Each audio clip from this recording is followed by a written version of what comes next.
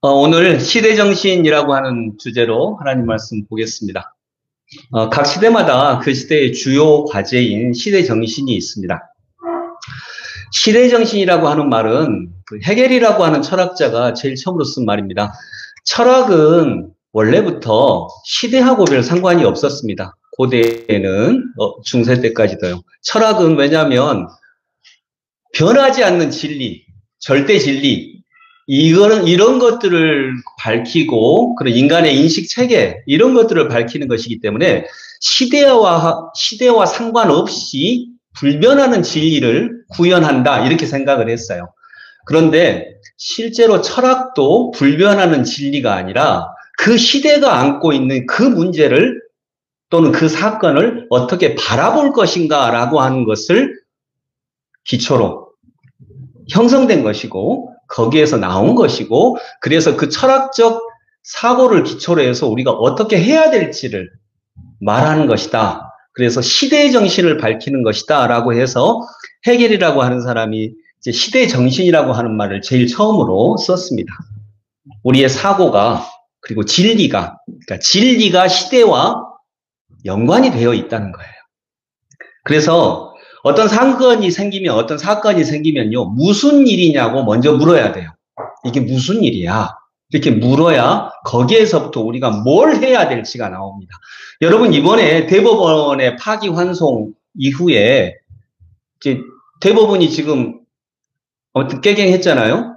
그래가지고, 잘못했다. 이렇게 해서 다 연관되는 건데, 이 일은 무슨 일이에요? 대법원이 한 번도 이런 적이 없어요. 그런데 국민들의 거센 저항에 부딪혀서 자기들의 뜻을 꺾고, 자기들 계획이 원래 있었어요. 뜻을 꺾고 지금 국민들의 의사에 굴복했거든요. 이게 무슨 일일까요?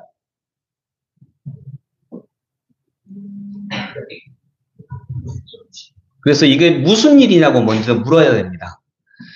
대법원은 최종적인 사회의 권위입니다. 사회의 최종적 권위입니다. 왜 최종적 권위냐면 조국 대표 같은 경우도 대법원의 결정에 마음으로는 인정하지 않아요.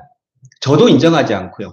마음으로는 인정하지 않는데 그래도 이 체계를 공식적으로 부정을 해버리면 사회의 근간이 흔들리기 때문에 내가 사회의 일구성원으로서 그 근간은 흔들리는 것을 막기 위해서 내가 인정한다라고 하는 거예요.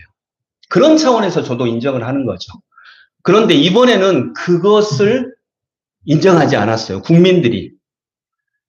여러분, 권위라고 하는 것은 이제 대법원은 이 사회의 최종적 권위인데 권위라고 하는 것은 몇 가지 종류가 있는데 그 중에 하나가 전통적인 권위예요. 전통적인 권위는 뭐냐면 내가 아빠잖아. 여기서 나오는 권위예요. 그리고 내가 남자잖아. 거기서 나오는 전통적인 권위. 근데 그게 이미 많이 무너지고 있어요. 또 하나는 내가 뭐 잘하잖아. 이런 성취에서 오는 권위입니다. 여러분, 지금 대법원 판사들은요, 대법원장을 비롯한 대법원 판사들은 공부 잘했을까요? 못했을까요? 잘했습니다. 좀 잘했을까요? 엄청 잘했을까요? 엄청 잘했습니다. 우리들하고 다른 사람들입니다. 엄청 잘했습니다. 엄청. 근데 그 사람들이 엄청 잘했는데 공부를 엄청 잘한 것이, 공부를 열심히 했겠죠. 열심히 한 것이 사회를 위해서 열심히 했어요. 지 잘 먹고 잘 살려고 열심히 했어요. 지 잘 먹고 잘 살려고 열심히 한 거예요. 아무리 갖다 포장을 해도 그래요. 그런데 자기 위해서 열심히 했는데 거기에 권위가 생겼어요. 어떤 권위냐? 저도 고등학교, 중학교 다닐 때 반장이 권위가 있었어요. 왜요? 1등 나니까. 선생님이 보호해줬어요. 네 반장 말 들어? 왜요? 반장이 우리 반을 위해서 헌신했어요? 공부 1등 난 애가 반을 위해서 헌신했어요? 우리 모두를 위해서 희생한 거 있어요? 전혀 없어요. 근데 공부를 잘했다는 그 이유 하나만으로 선생님이 보호해줬어요. 그래가지고 저같이 평범한 사람이 떠들면 반장이 와서 이름 적고 가끔 가다는 때리기도 했어요. 그리고 네가 뭔디 때려? 그러고 와서 선생님이 다시 때렸어요. 네가 뭔디 반장한테 때려? 이렇게. 그래서 그 친구들은 헌신한 적이 한 번도 없어요. 남을 위해서 희생한 적이 없어요. 그런데 권위가 생겼어요. 그 권위가 무너지고 있는 세상이에요. 그래서 이번 대법원의 파기환송 이것은요, 꼰대들의 마지막 몰락이에요. 내가 전통적 권위를 가지고 있어. 내가 성취한 권위를 가지고 있어. 근데 이 시대가 이렇게 그걸 인정하지 않는 세대가 됐는데 지금도 여전히 너희들 왜 내 말 안 들어? 내 말 들어. 내가 오라 라고 말할 때 안 들어요. 사람들이 안 들어. 희생하지 않으면, 헌신하지 않으면 안 들어요. 그럴 때 그때 권위를 내세운 걸 꼰대라고 해요. 내 말 들어. 근데 이번 대법원의 파기환송 사건은 무슨 일이냐? 꼰대들의 마지막 몰락이에요. 이제 그런 권위는 이 사회에 없어져야만 하고 없어지고 있다라고 하는 거죠. 여러분, 그런 면에서 보면 이번 대선은 어떤 대선이죠? 시대정신을 따져보면. 이번 대선을 얘기할 때 미래의 청사진을 그리는 사람이 맞나요? 아니면 내란 세력을 종식시켜야 돼 이런 사람이 맞나요? 예, 그래서 이번 대선은 과거를 청산하는 대선이에요. 크게는 87 체제를 청산하는 대선이고 잘못된 문화와 잘못된 권위와 잘못된 이 사회 구조를 바꿔내는 것이 이번 대선의 핵심 과제예요.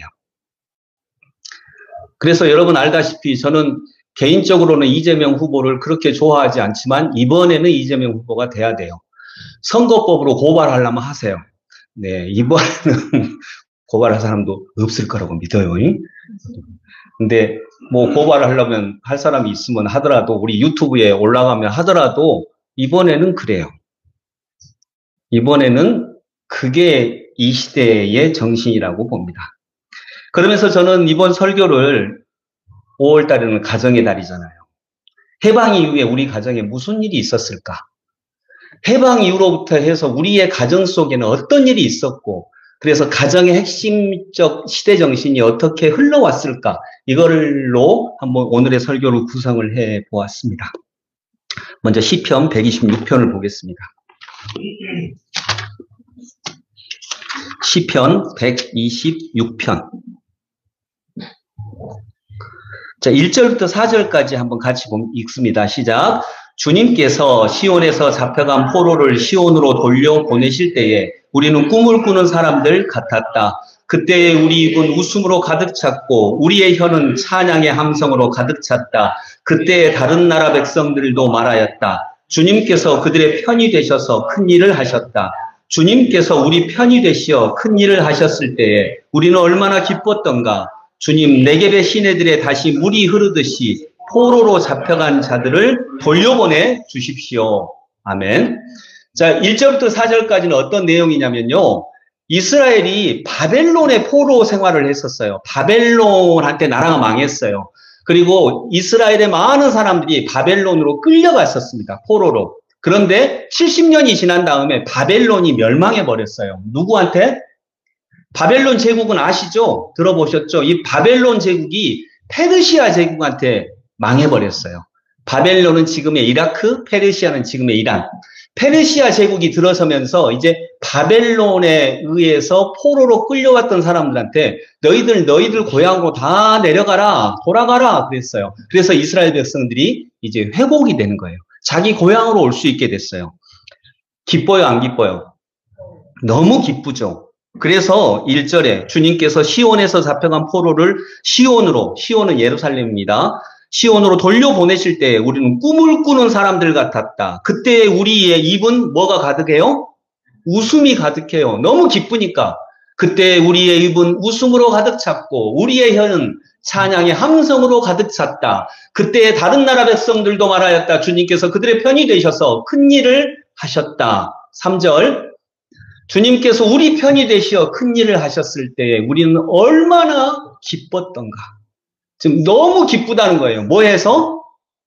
포로에서 돌아와서 해방되어서. 어제 야유회 갔는데 노래 알아맞추기가 있었어요. 근데 그런 노래를 해가지고 제가 어떻게 알아맞출 수가 없잖아요. 그래서 저도 노래 알아맞추기를 한번 해보도록 하겠습니다. 네. 한번 노래 들려주세요. 어떤 노래인가 아는 사람 손 들으세요.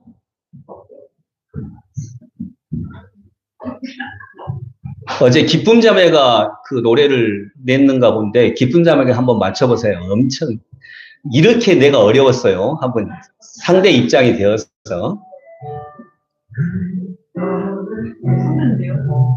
그거 아니요. 그거 아니고 예 제일 먼저 보낸 거.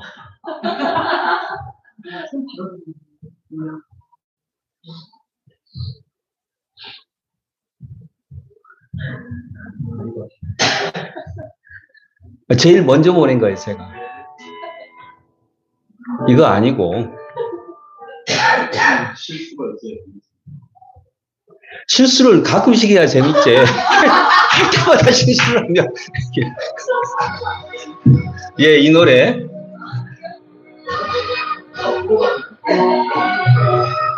기쁨자매 알겠어요? 알아요? 알아요? 어떻게 알아요? 뭔 노래예요? 예. 그 심정이 내 심정이었어요, 어제. 네. 오현미 권사님 그러죠? 예, 맞아요. 그러면. 자, 한번 틀어주세요. 네, 가사를 잘 들어보세요. 1절만 드릴게요.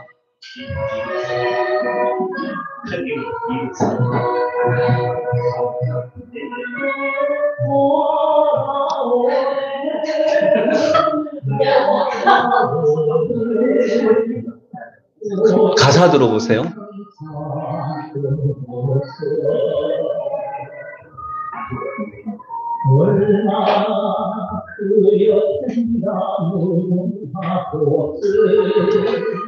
얼마나 외쳤던가 기타를 갈매기야 서라하고 양조라 미국선 뱃머리 위에 기나는 그대가 예, 여기까지만 들을게요. 자, 제목 아는 분. 아까 최 집사님 알았어. 대단해. 자, 이 노래는 해방이 되어서 전 세계로 일제에 의해서 끌려갔던 사람들이 귀국선을 타고 돌아오는 장면을 얘기한 거예요. 그래서 제목이 귀국선이에요. 지금 우리가 읽고 있는 126편하고 비슷한 정황이에요. 여러분, 그때 정말 기뻤죠. 돌아올 때 너무너무 기뻤어요. 근데 이스라엘 백성들이 5절, 6절에서 새로운 꿈을 꿉니다. 근데 자, 여러분, 해방이 되었을 때의 시대 정신은 뭘까요?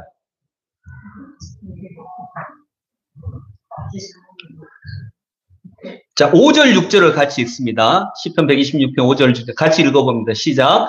눈물을 흘리며 씨를 뿌리는 사람은 기쁨으로 거둔다. 울며 씨를 뿌리러 나가는 사람은 기쁨으로 단을 가지고 돌아온다. 아멘. 자, 5절, 6절에 이스라엘의 독특한 정신이 있어요. 자, 지금 너무 기뻐서 돌아왔어요. 돌아와서 그들이 가지는 마음이에요. 여러분, 너무 기쁘죠? 기쁘면 뭐 해야 돼요? 춤추고 기쁘고. 그런데 이스라엘 백성들은 다시 돌아와 보니까 자기 조국이 너무 황폐되어 있어요. 그래서 내가 너무 기쁘고 해방이 되어서 노예에서 돌아오니까 너무 좋다 이것만 하는 게 아니라 그때 결심을 합니다. 눈물을 흘리며 씨를 뿌리러 나가야겠다고. 다시 이 나라를 건설해야 되겠다고, 재건해야 되겠다고 다시 꿈을 꿉니다. 그때 시대 정신은 돌아옴과 재건이었어요. 여러분, 그 당시에 우리나라 1952년도에 우리나라는 세계에서 가장 가난한 나라 정도가 아니라 제일 가난한 나라였어요. 그때 52년도에 유엔에서 1인당 GNP를 조사를 했는데 우리나라가 조사한 나라 중에 꼴찌에서 두 번째였어요. 아프리카의 어떤 나라가 꼴찌였고 우리나라가 그 나라 바로 위. 그러니까 지금 우리가 무시하는 아프리카보다도 훨씬 못 살았어요. 그런 나라였어요. 그런데 저한테는 우리 할아버지 세대 정도가 되겠죠. 그분들이 저 결심을 한 거예요. 눈물을 흘리며 씨를 뿌리러 나가야 되겠다. 내가 이 조국을 건설하기 위해서 눈물을 흘리며 씨를 뿌리러 나가는 사람은 결국 기쁨으로 거둘 거야. 울며 씨를 뿌리러 나가는 사람은 기쁨으로 단을 가지고 돌아올 수 있을 거야.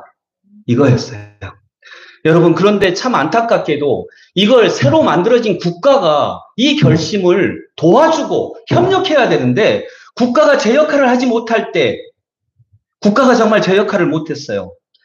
국가가 가정을 지켜주지 못하던 한국 근현대사에서 오히려 국가가 아버지를 죽이고 가정을 파괴시키고 4.3이나 여순 같은 경우에 국가가 국민들을 죽여요. 국가가 국민들을 죽이고 국가가 오히려 행복하게 살고자 하는 가정을 파괴할 때에 한국 근현대사에서 국가가 가정을 지켜주지 못했던 그 역사 속에서 투사가 되어야 했던 이름이 있어요.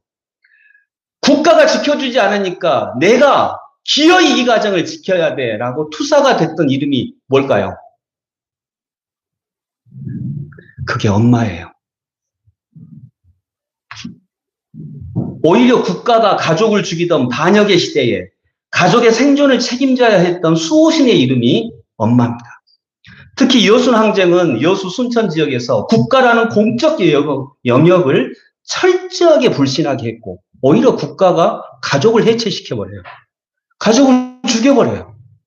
그렇게 불신하게 했고 그런 시대에 그러면 아무도 우리를 지켜주지 않아 라고 했던 그 시대에 엄마는 가족을 살리기 위해 십자가를 질 수밖에 없는 존재가 되어야만 했어요. 아빠는 어디요?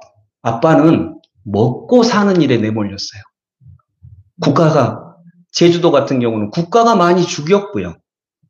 신화의 주인공인 어머니는 그래서 거룩했어요. 국가 혹은 공권력이라고 하는 공적 영역이 사람을 살리는 구실을 전혀 하지 못하던 시대에 어머니는 생존을 위한 투사가 되어야 했습니다. 그래서 거칠어야 했습니다. 투박해야 했습니다. 그리고 슬프게도 개인으로서는 어머니의 능력은 그렇게 크지 않았어요. 그 엄마가 갖고 있는 능력은 딱 자기 가족들 그 정도에 머물렀어요. 그러기에 어머니의 생명 영역은 내 가족으로 국한될 수밖에 없었고요. 그것은 질곡의 해방 시대를 거쳐 그 후의 역사까지 쭉 이어내려져 왔습니다. 그것을 내 새끼 무한 경쟁 시대라고 해요. 내 새끼만 돌보면 돼요. 내 새끼가 최고예요. 내 새끼 무한 경쟁 사회가 된 것이죠. 그때 내 엄마는 거룩했어요. 진짜 거룩했어요. 왜냐하면 내 새끼 살리기 위해서 모든 일을 다 했거든요. 그러나 역설적으로 내 엄마는 거룩한데 남의 엄마, 즉 아줌마는 멸시의 대상이 되어가요. 왜냐하면 내 새끼를 살리기 위해서 살아가는데 내 능력이 그렇게 크지 않으니까 공적인 공헌을 할 수가 없거든요. 그래서 때로는 반사회적인 역할, 때로는 내 새끼만 위하는 이기적인 역할을 했어야 했어요. 그래서 내 엄마는 거룩한데 남의 엄마, 아줌마는 멸시의 이름이 되었어요. 그래서 보통 아줌마 하면은 거룩해요? 아니면 좀 천박해요? 그래요. 그러나 그게 그 아줌마가 내 엄마일 경우에는 그 이름은 정말 거룩한 이름이 돼요. 그런 냉혹한 시대에 그 힘이 크지 않았기에 자기 자신만 생각했던 모습이 비춰지는 남의 엄마인 아줌마, 남의 아빠인 아저씨는 우리가 존경할 수 없는 사회가 되고, 그래서 각자 내 이웃에 대한 존경이 사라지니까 우리는 각자 내가 먹고 살아야 돼요. 그래서 내 엄마는 거룩한데 남의 엄마는 멸시와 질시의 대상이 되는 그런 역사가 있었던 것이죠. 그러나 그건 역시 소중했어요. 그래서 그 시대의 시대정신은 재건이었어요. 돌아옴과 재건, 또 생존이었습니다. 생존.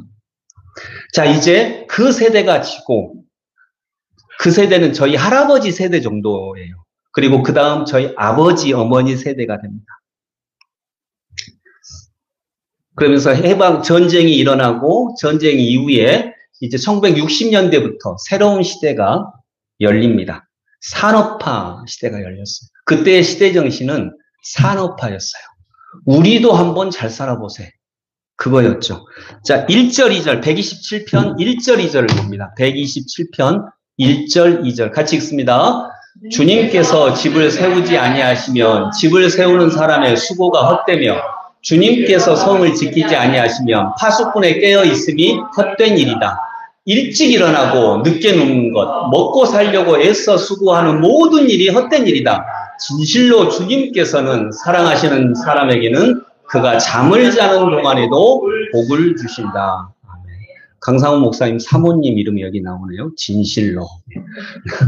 근데 여기 일찍 일어나고 늦게 눕는 것, 먹고 살려고 애써 수고하는 모든 일, 이 일을 우리 아버지 세대가 했어요. 정말 새벽부터 저녁까지.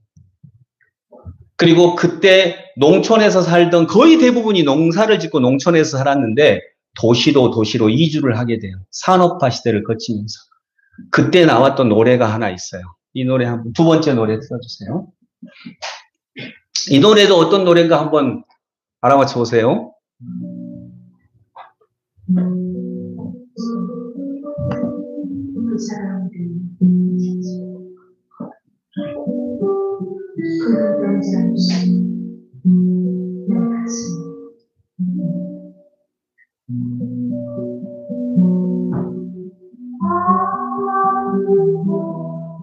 네가 없대도 난 저기 있었다 아는데 잊지 못하지 사랑은 가고 옛날은 남는 것.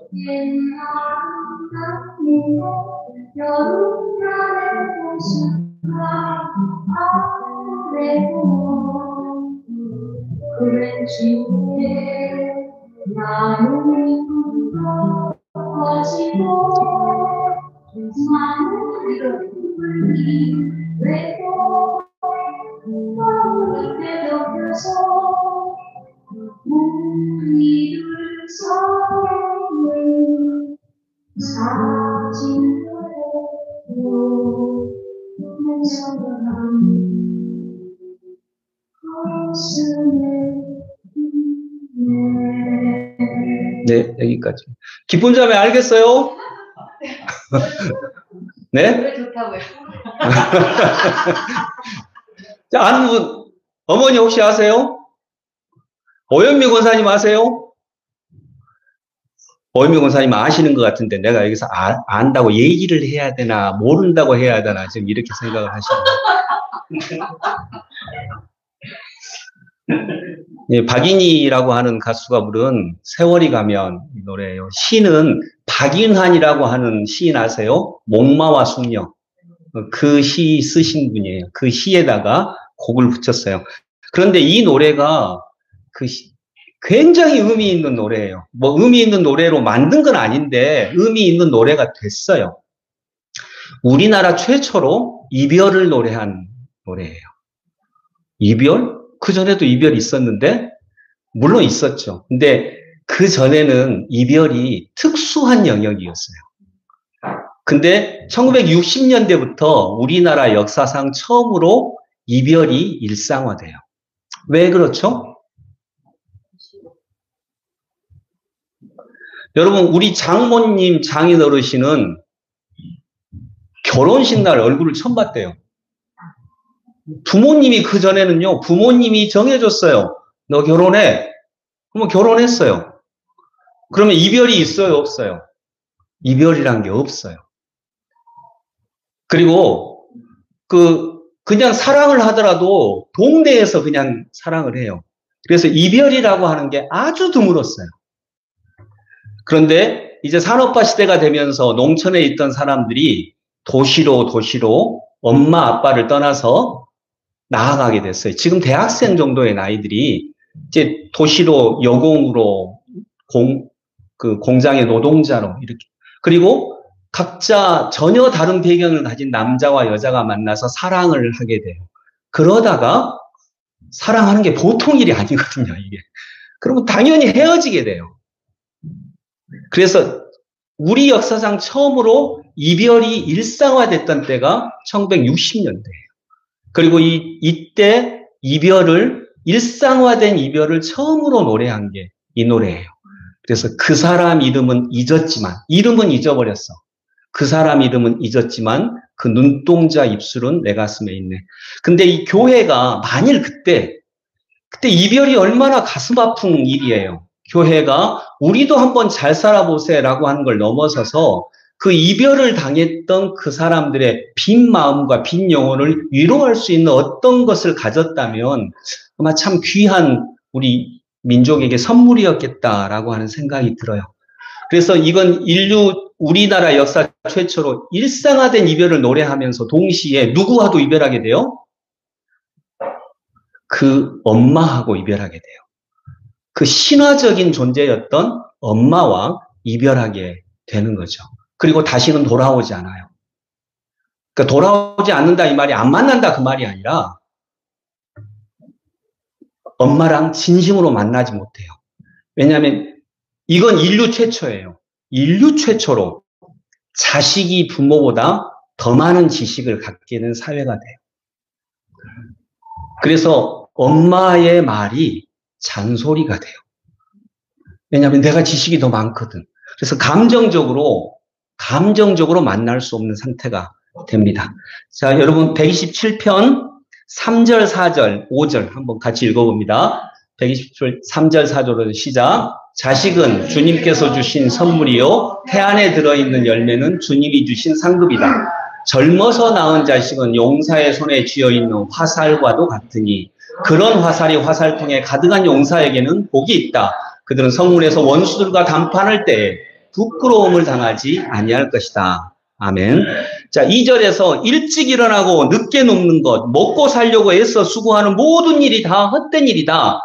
왜 헛된 일이냐 이렇게 애쓰는데 주님께서 지켜주지 아니하시면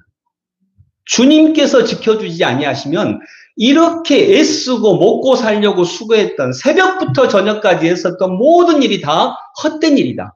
진실로 주님께서는 사랑하시는 사람에게 그가 잠을 자는 동안에도 복을 주신대요. 잠을 자는 동안에도 받는 복이 뭘까요?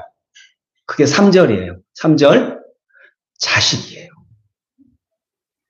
자식이 정말 하나님의 말씀 안에 거하고 또 건강하고 아름답게 자라면 이게 주님께서 주신 선물이고 잠을 자고 있어도 번성해요. 태 안에 있는 열매는 주님이 주신 상급이다. 젊어서 낳은 자식은 용사의 손에 쥐어있는 화살과도 같으니 5절 그런 화살이 화살통에 가득한 용사에게는 복이 있다. 이건 여러분 인류가 원래 부모와 자녀 관계를 활과 화살의 관계로 비유를 했어요. 부모가 활일까요? 화살일까요? 활. 왜 활이죠? 활은 멀리 쏘려면 이렇게 해서 활이 어떻게 돼요? 예? 활이 늘어나면서 활이 완전히 굽어지죠, 이렇게. 부모님은 등이 굽도록 우리를 위해서 팽팽히 자기 인생을 잡아당깁니다. 등이 휘도록. 우리 어머니 하시는 말로 등짝이 휠 때까지 이렇게 쭉 잡아당겼다가 화살을 탁 놔요. 그리고 그 화살이 자식이에요. 그럼 자식이 멀리 가요. 그리고 돌아오지 않아요. 돌아오지 않는다는 말은 아까 얘기했던 것처럼 이제는 문화가 달라졌어요. 그래서 감정적 교류가 없어요. 그러나 그럼에도 불구하고 부모는 최대한 자기의 삶을 굽혀서 휘게 만들어서 자식을 멀리 보냅니다. 이때가 1960년대, 70년대 그때예요. 이때의 시대 정신은 전통적 가정의 해체 그리고 외적인 성장인데 한마디로 말하면 산업화죠. 그래서 아까 그 노래가 우리나라에서 이별을 노래한 첫 번째 노래예요. 일상화된 이별을 노래했죠. 그리고 우리 부모님 세대는요, 그때의 시대 정신은 산업화라고 하는 것을 정말 100% 잘 담당하셨어요.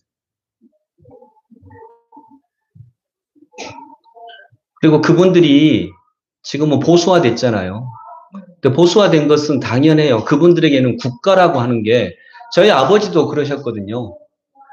제가 막 데모할 때 우리 아버지가 하셨던 말, 니들이 일제 치하에서 한번 살아봐야 된다고 그랬었어요.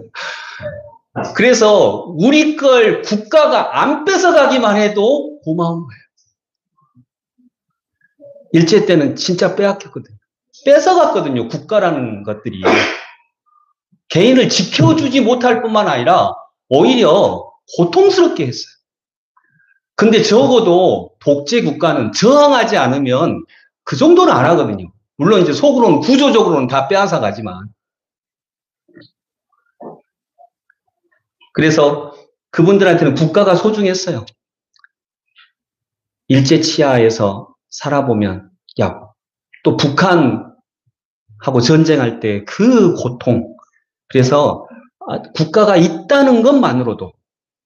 그래서 그분들은 그냥 보수화될 수밖에 없죠. 공동체를 가장 최우선으로 하니까요. 그리고 이제 우리 세대와 우리 자녀들 세대, 저 입장에서 보자면 지금의 20, 30대, 40대 초반까지 뭐 그 정도. 이 세대의 시대 정신은 뭘까요? 이건 뭐 학자들이 막 공유한 건 아닌데 그냥 제 생각입니다. 이 세대의 시대 정신은 뭐라고 생각하세요? 우리는 왜 열심히 일했어요? 그토록 우리 아버지 세대 또 저희들까지 왜 그렇게 열심히 일했나요? 먹고 살려고, 그리고 잘 살아보려고. 잘 살면 뭐가 될 거라고 생각했어요? 행복하게 될 거라고 생각을 했죠. 그런데 우리나라 지금 행복한가요? 아까 말했던 것처럼 하나님의 뜻대로 되지 않으면, 하나님의 뜻을 따라 살지 않으면 외적인 것은 풍성하게 늘어났는데 행복을 만날 수가 없는 것입니다. 자, 시편 128편으로 넘어갑니다. 자, 1절부터 3절까지 같이 읽어봅니다. 주님을 경외하며 주님의 명에 따라 사는 사람은 그 어느 누구나 복을 받는다. 내 손으로 일한 만큼 내가 먹으니 이것이 복이요 은혜이다. 내 집 안방에 있는 내 아내는 열매를 많이 맺는 포도나무와 같고 내 상에 둘러앉은 내 아이들은 올리브나무의 묘목과도 같다.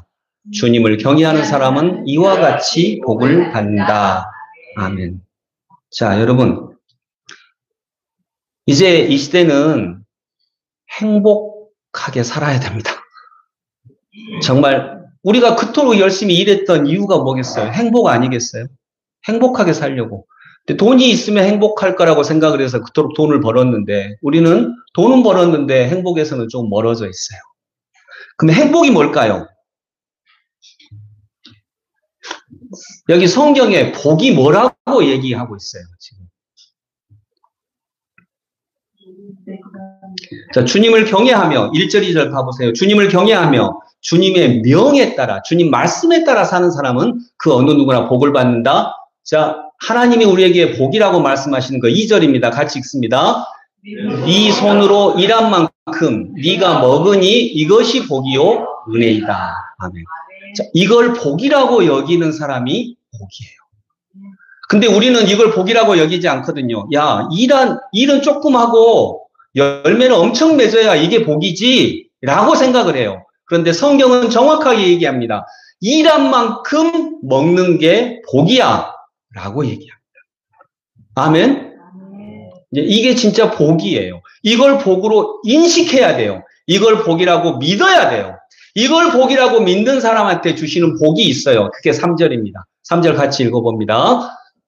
내 집 안방에 있는 내 아내는 열매를 많이 맺는 포도나무와 같고 내 상에 둘러앉은 내 아이들은 올리브나무의 묘목과도 같다. 이게 복이에요. 내 집 안방에 있는 내 아내는. 여러분들의 아내 안방에 있나요?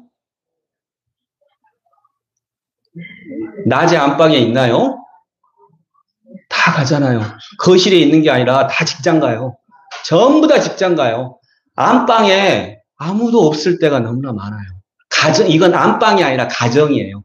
가정에 아빠든지 엄마든지, 여기는 아내라고 했지만 그 시대가 그런 거고, 아빠든지 엄마든지 한 명이 있으면 먹고 살 수가 없어요. 맞벌이 해야 돼요. 근데 이게 복이라는 거예요. 한 분이 남편이든지 아내든지 그 집에 있을 수 있고, 사랑의 중심이 되고, 자녀를 돌볼 수 있고, 그리고 내 상에 둘러앉은 너희 아이들은, 여러분 밥상에 아이들 둘러앉아요? 큰애는 5시에 먹고 알바한다고 나가고, 둘째는 7시에 와서 먹고, 막내는 12시에 와서 먹고, 아빠는 안 들어오고. 근데 내 상에 둘러앉은 내 아이들은 올리브 나무에 묘목과도 같다. 이게 복이라는 겁니다. 그래서 이 시대의 시대 정신은 제 생각입니다. 평범한 행복입니다. 행복인데 어떤 대단한 행복이 아니고 평범한 행복입니다. 그냥 평범한 일상 속에서 행복을 느끼는 것. 이것이 어쩌면 우리 자녀 세대, 지금 20, 30대가 추구해야 될 삶의 목표라고 저는 믿습니다. 왜냐하면 우리 세대가 그토록 애쓰고 일했던 이유가 행복하려고였으니까요. 그래서 평범한 행복을 이룰 수 있기를 원합니다. 5절에 주님께서 시온에서 너에게 복을 내리시기를 빈다. 평생토록 너는 예루살렘이 받은 은총을 보면서 살게 될 것이다. 아들, 딸, 손자, 손녀 보면서 오래오래 살 것이다. 이스라엘의 평화가 깃들기를. 131편을 마지막으로 한번 읽겠습니다. 131편 1절, 2절만 읽어봅니다. 같이 성경책 보시고 읽어보세요. 시작. 주님, 내가 이제 교만한 마음을 버렸습니다. 오만한 길에서 돌아섰습니다. 너무 큰 것을 가지려고 나서지 않으며 분에 넘치는 놀라운 일을 이루려고도 하지 않습니다. 오히려 내 마음은 고요하고 평온합니다. 젖된 아이가 어머니 품에 안겨 있듯이 내 영혼도 젖된 아이와 같습니다. 아멘. 1절에 보면 오만한 길에서 돌아섰습니다. 너무 큰 것을 가지려고, 너무 큰 일을 하려고 나서지 않으며 분에 넘치는 놀라운 일을 하려고도 하지 않습니다. 엄청난 일을 하려고 하지 않는다는 거예요. 하나님 안에서. 그리고 오히려 내 마음은 고요하고 평온합니다. 이 행복을 누리는 거죠. 이게 평범한 행복입니다. 이것은 실력입니다. 이건 결심한다고 되는 거 아닙니다. 여러분, 아까 제가 내 집 안방에 있는 내 아내는 이라고 해서 맞벌이 하지 말란 말 아닙니다. 이건 개인에게 맡겨진 게 아니에요. 우리 모두가 함께 협력해서 이 나라가 부부 중에 한 명만 벌어도 충분히 가정 살림을 영위할 수 있도록 해야 되지 않을까. 근데 그건 개인에게 맡기면 또 안 됩니다. 그러면 고통스러워집니다. 그러니까 함께 협력해서 그 일을 가야겠죠. 그렇게 평범한 행복을 우리들이 꿈꿔야 될 것 같습니다. 여러분, 말씀을 정리하면서 사람은 변화하려면 사랑과 진리가 필요합니다. 아멘. 예, 사랑과 진리를 만나면 사람은 변화합니다. 자, 근데 가정에는 사랑이 부족한가요? 사랑은 넘칩니다. 더 이상 필요 없을 만큼 사랑은 넘칩니다. 그런데 가정에서도 사람이 키워지지 않거든요. 오히려 가정에서 사람이 더 고통받거든요. 왜 그럴까요? 사랑이 부족해서? 아니고 진리가 부족해서요. 하나님의 말씀대로 키우지 않아요. 내 욕망과 내 욕구대로 키워요. 그러니까 사랑은 정말 아기들 위해서 죽을 수도 있거든요. 그만큼 사랑은 엄청난데 진리가 없기 때문에 사람이 키워지지 않고 그 속에서 큰 행복을 누리지 못하는 거죠. 여러분, 그래서 진짜 강구합니다. 예수님 믿어야 합니다.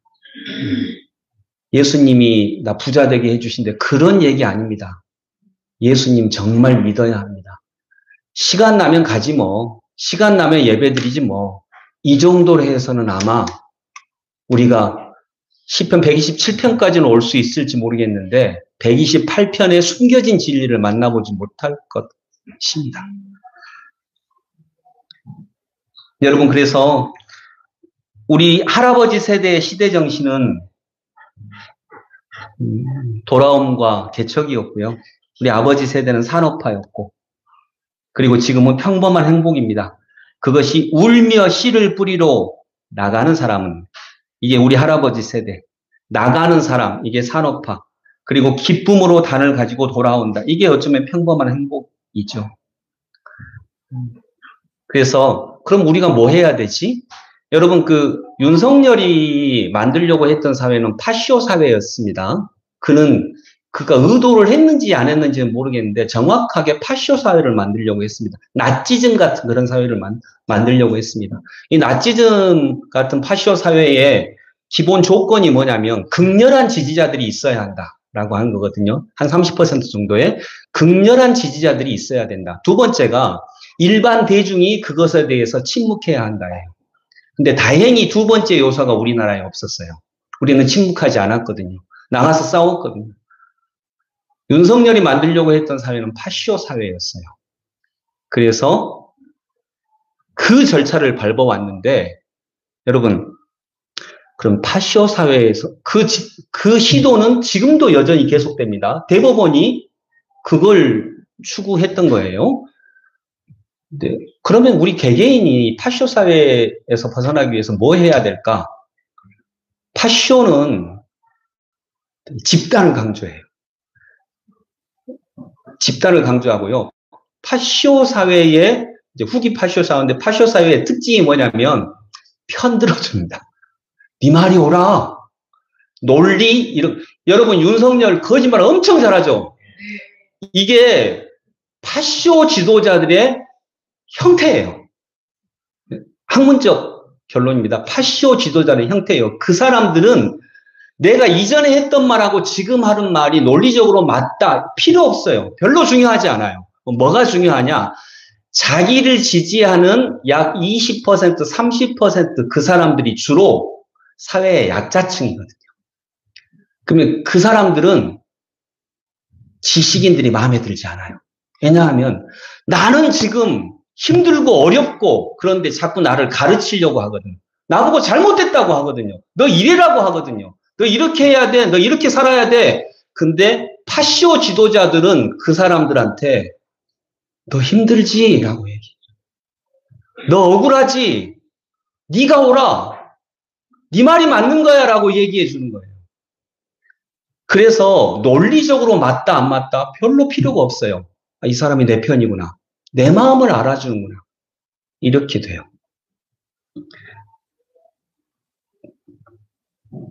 그래서 그러면 이런 파쇼 사회를 안 만들기 위해서, 거기에 속아 넘어가지 않기 위해서 우리가 해야 될 일이 뭐냐? 우리 개개인이.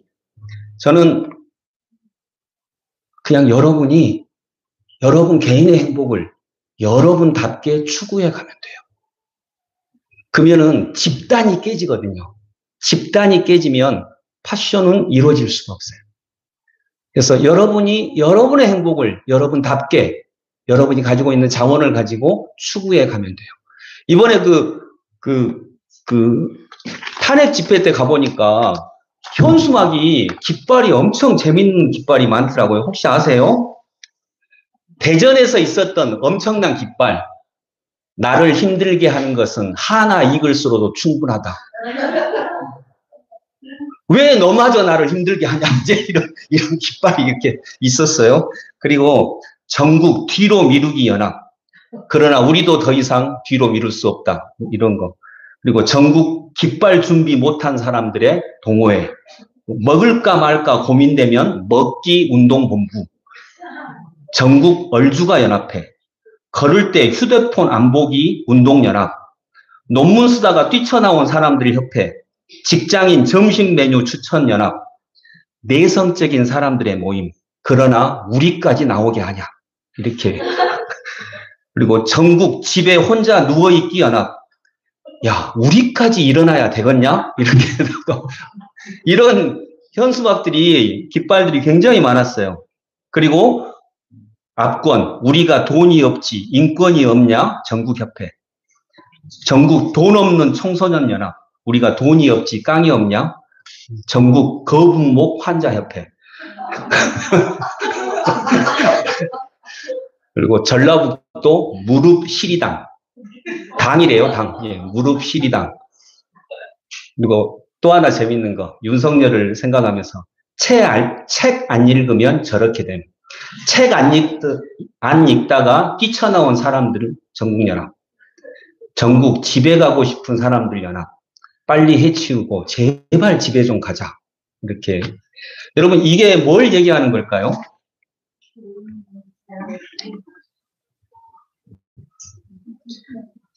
이제 각자 자기 행복을 자기식대로 추구하게 됐어요. 자기가 좋아하는 방식대로. 그러면 패션은 오지 못해요. 그래서 여러분, 우리는 지금까지 일방적인 행복을 추구했어요. 돈 벌어야 돼. 이거 하나. 그런데 그것이 안 된다는 게 지금 거기에 그리스도가 없으면, 하나님이 없으면 안 된다는 게 증명이 되고 있잖아요. 이미 증명됐잖아요. 내가 아무리 새벽부터 저녁까지 뛰고 날아도 여호와께서 지키지 아니하시면 이 모든 것들이 다 허사다. 그러면 하나님이 지켜주셔야 된다. 하나님이 지켜주셔야 된다. 여러분들의 개인적인 행복을 개인적인 방법으로 추구하세요. 근데 우리는 개인적인 것만 또 추구해서는 안 됩니다. 우리라고 하는 공동체, 우리가 함께 어우러지는 것 반드시 잊지 않고 그렇게 서로를 인정하되 우리가 같이 갈 수 있는 행복의 길로 저는 우리 성도들이 함께 나아갔으면 좋겠습니다. 기도하겠습니다. 하나님, 은혜를 감사합니다.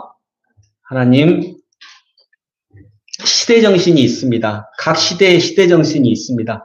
그런데 지금의 시대정신은 평범한 행복을 추구하는 것이라 믿습니다. 주님, 저희 한 사람 한 사람이 또 우리 작은 공동체가, 우리 가정이 그렇게 평범한 행복 추구하고 만족하고 이루고 함께 기뻐하는 은혜를 누리게 하여 주옵소서. 예수님 이름으로 기도드립니다. 아멘.